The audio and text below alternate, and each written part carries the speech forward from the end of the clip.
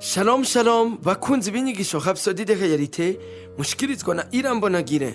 Turi ku munsi wa gatanu itariki 24 z'ukwezi kwa kane mwaka wa 2026. Turi ku gice cya mbere kijanye n'ijambo ry'umunsi. Ubu Kristo ni Kristo muri mwebwe. Dusoma mu gitabo cy'Abikorosayi igice cya mbere ku murongo wa 27.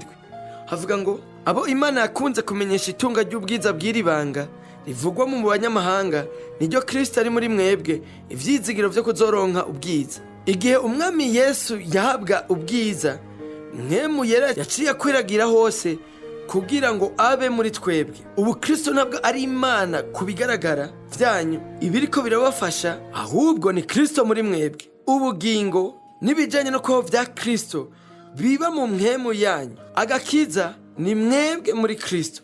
Nkuko tubibona mu gitabo cya kabiri cy'Abikorino igice cya 5 ku murongo wa 17, umuntu yari muri Kristo abahindutse icaremwe gishasha.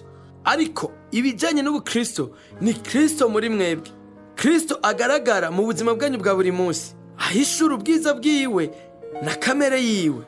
Umwami Yesu yavuze data muri we mu gitabo cya Yohana igice cya 14 uhereye ku murongo wa 10 gushika ku murongo wa 11. Havuga ngo ntiwizeye ko jewe ndi muri data na data ari muri jewe. Amajambo mbabwira sayo nigeneye, ariko data aba muri jewe niwe akora ibikorwa vyiwe. Nimunyizere ko ndi muri data na data ari muri jewe, bibuze mufe kwizera kubw'igikorwa ubwavyo. Ubwo nibwo buzima bwanyu uyu munsi. Data aba muri mwebwe, ubuzima bwiwe, ukubaho kwiwe, ubwiza bwiwe n'ubugororotsi bwiwe bugaragara biciye muri mwebwe. Idini rigumiza Imana hanze y'umuntu, ariko ubu Kristo bumugira uri muzima muri mwebwe. Kristo ni muzima muri mwebwe.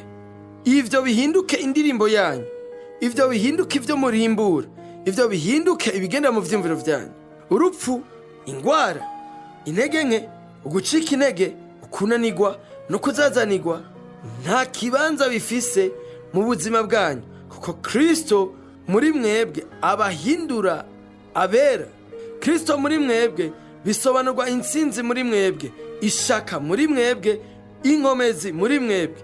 Kristo muri mwebwe bisobanurwa ubwiza mu buzima bwanyu, ukuganza kubibagwanya, ububasha kuri Satani, ubushobozi kuri Satani, ku badayimoni, kuri kuzimu n'urupfu. Haleluya! Nivyo rero ubu Kristo, uguhishurirwa ivy'ubumana biba muri mwebwe.